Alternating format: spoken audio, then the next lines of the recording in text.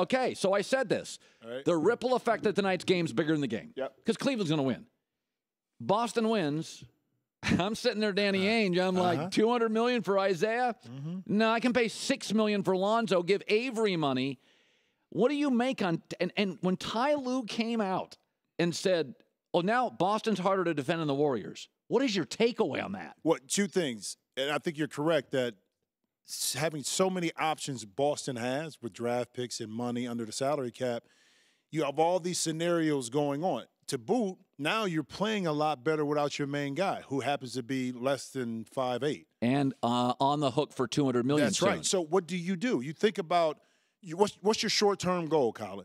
If you're Boston, you want to be in a position to get to Eastern Conference Finals and compete. Yes. Long-term, you got to figure Cleveland's windowed another 3 years with LeBron playing at a high level. It's an old roster. It's an old roster. Now, can we, being Boston, be in a position, say Kyrie gets hurt, Kevin Love, to catapult Cleveland and get into the final? But how do we get there? Can we really get there with Isaiah? I don't think you can. And I don't think you can either. As much as I love Isaiah, can a Lonzo Ball change the dynamics and also adding a Gordon Hayward in the mix? Okay, because you can pay him right now under the with the way their salary cap is without trading a pick. So that's the quandary now, and that's why Danny Ainge gets paid the big bucks to figure out the short-term plan for this Boston Celtic team, but also the long-term plan. And I'm going to tell you this, Colin, you mentioned this about Ty Lue about saying that this Boston squad was a lot harder to guard.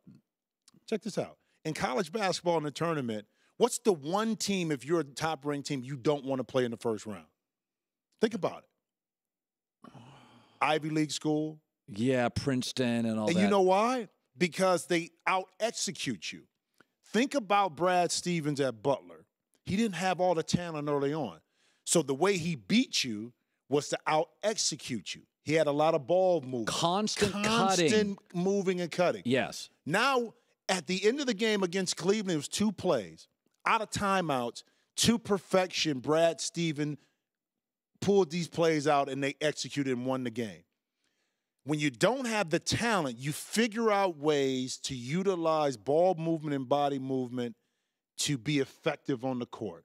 And I've heard this before, that Popovich actually watched Division II games to get better play calling. Sure. So that's why they're so hard to guard. Brad Stevens is excellent at that because he had to do it early on in Butler. And I'm telling you, if Boston wins tonight, Danny Ainge doesn't have a choice but to come to a conclusion. Mm-hmm. We're better on both ends without our little guy, who's beloved by fans. But I'm telling you, the first 6 quarters with Isaiah against Cleveland, it was not competitive. No. It was embarrassing. It's hard, and it's hard because you love the storyline. You love what Isaiah is all about. I mean, the heart and soul. But when you look at the bigger picture in regards to how far can this Boston team really get with Isaiah as a defensive liability? Not very far. But those are the decisions you have to make. You can't marry yourself, and I guess being a player before, you look at the loyalty part of it, but then now on the other side of it, you don't have to be. I don't think Brad. I don't think Danny Ainge has to be loyal, right? Because they're still rebuilding. Yes. And for the record, they're rebuilding it in the conference finals, so the fans will give them a pass. If they reboot a little, people in Boston will be like, you know how in New England, in Belichick we trust. Right. Like Brad, it's getting to in Brad we trust. If you can take Cleveland 6 with this roster, you just trust him to make moves. Yep. Okay, so Lonzo Ball has said, his dad has, we're not working out for the Celtics. Does it matter? No. Back in 92, when I got drafted, pretty much figured, Colin, that I was going anywhere between 2 and 4. Shaq was going number 1. There wasn't no question about that, okay? I went to the combines, and I just did my physical test. Yeah. I did, some interviews, but I didn't work out at the combines. Didn't work out for any team. Figured you had enough tape on me. You knew where I was at, so that was my slot. Now, I think a lot of it began to change when a lot of high school players started to come out more. You really didn't know, so they started to work out. It was crucial. It was crucial for them to work out. But a lot of top picks at the time didn't work out for teams. Like, listen, here it is. You got enough tape. Draft me where you want. So will it hurt Lonzo Ball? No. You know what's funny about this? is this is the way the world. I was reading a story the other day on the French Open. And like Roger Federer may skip the French Open, but you forget that Connor skipped it 10 times Right. and McEnroe skipped it. Martina Navratilova skipped the French Open 10 times.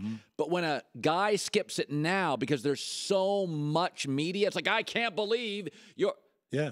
George Brett was my favorite baseball player. He missed 35 games a year. Yeah. But if a guy didn't run hard to first now, these lazy players, it's unbelievable. The truth is what you're saying is guys haven't worked out for a long time. A long time. But now it's like, Lonzo, this is obstinate.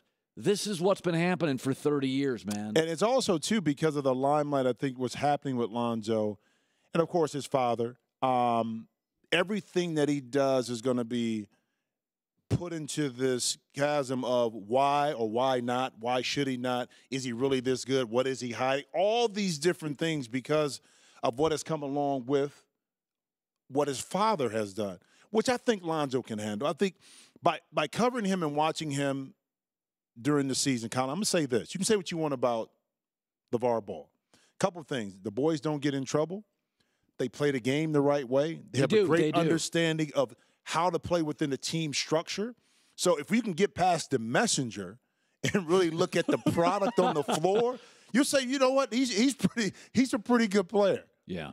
And Jim Jackson, finally, Chris Paul to the Spurs. 13% state tax in California, none in Texas. Yeah. He actually makes more per year if he goes to San Antonio. Now, would he give up that 1 year, $35 million bucks? He's made a lot in commercials.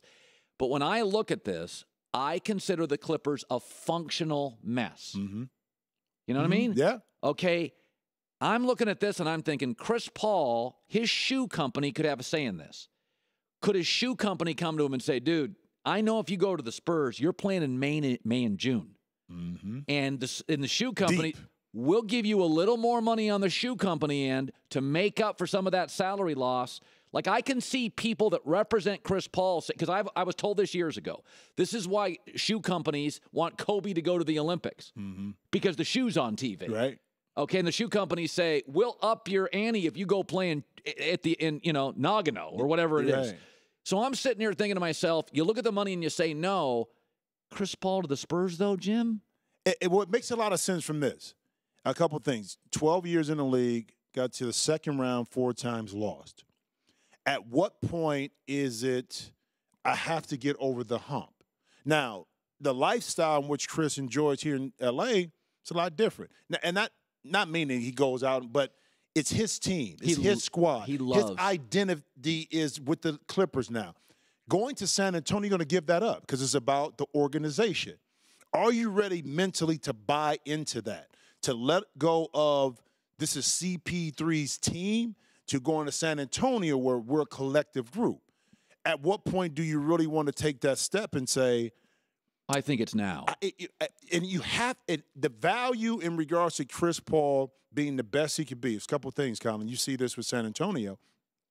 One, the longevity of his career. You see it with Tony Parker, Manu Ginobili, also Tim Duncan, the way Pop is able to maneuver lineups and condense it. Limits minutes. Lets you sit out of games. And you're more effective in the system. So if you're going to make the move, if you're Chris Paul, I would make it. Just make it, deal with it, and understand that you could be the team. We always talk about the Western Conference being tough.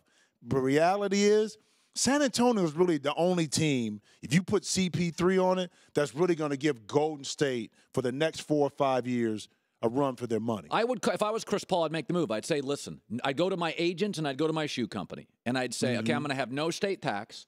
Shoe company, because I'm going to be playing now later in the playoffs, I want more money for you. Try to make up as much as you can. And the shoe company goes, gosh, we have to pay more money, but Chris Paul will be the point guard playing 37 minutes a night in the Western Conference final minimum for the next 4 or 5 years. 4 years, yeah. You have to consider this. This is really interesting.